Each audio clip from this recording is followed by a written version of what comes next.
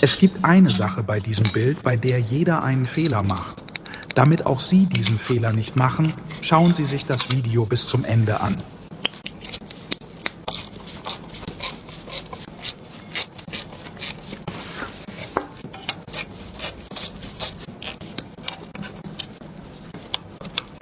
Sie werden die Fehler auf jeden Fall verstehen. Kommen wir nun zum Punkt. Dieser Bild verwendet die AMD Ryzen 5 7500 F-CPU, die sowohl für Spiele als auch für Multitasking eine hervorragende Leistung bietet.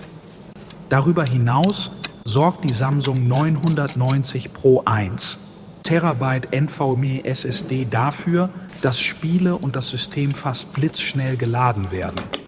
Und wissen Sie, Sie werden sehen, Sie werden den Rest verstehen.